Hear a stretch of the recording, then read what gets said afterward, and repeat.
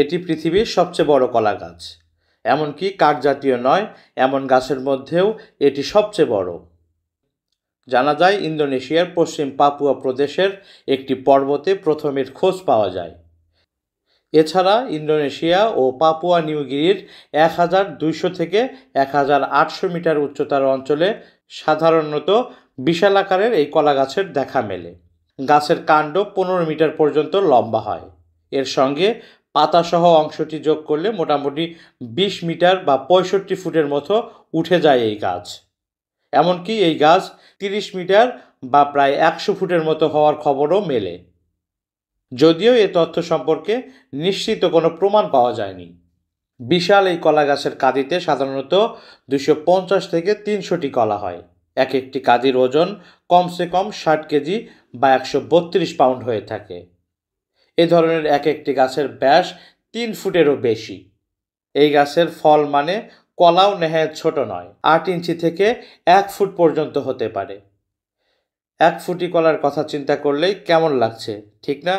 কলা প্রেমীদের পক্ষেও এমন বিশাল আকারের একটি কলা শেষ করা মুশকিল হয়ে যাবে, সন্দেহ নেই।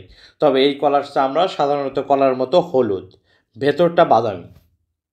সাধারণত খাড়া গিরিখাতের মধ্যে আর্দ্র বা ভেজা জায়গায় কিংবা পাহাড়ের উপরে জলা জায়গার কিনারে এই গাছ জন্মায়। বিভিন্ন জায়গায় অবশ্য এটি চাষের চেষ্টা করা হয়েছে, তবে অনেক ক্ষেত্রেই বেশি দিন বাঁচেনি গাছ। ঠিকভাবে যত্ন না নেওয়ায় কিংবা উপযোগী পরিবেশ না পাওয়ায় এটি হয়েছে। কখনো কম বয়সী বীজ ব্যবহার করার কারণেও এই সমস্যা হয়ে থাকে। এই গাছের জন্য উচ্চতাটা জরুরি। এ কারণে উষ্ণমণ্ডলীয় নিম্নভূমিতে এটি জন্মানো কঠিন। তবে খুব বেশি উঁচু এলাকা না হলেও রাত শীতল কিংবা সাগরের ধারে উচ্চ জলবায়ুর এলাকা যেমন পর্তুগাল, উত্তর নিউজিল্যান্ড, ক্যালিফোর্নিয়া উপকূল, ব্রাজিলের দক্ষিণ উপকূলে এই গাছ টিকে যাওয়ার খবরও পাওয়া যায়। এতক্ষণ ধরে যারা আমাদের এই ভিডিওটি দেখছেন তাদেরকে জানাই আমাদের চ্যানেলের পক্ষ থেকে অসংখ্য ধন্যবাদ।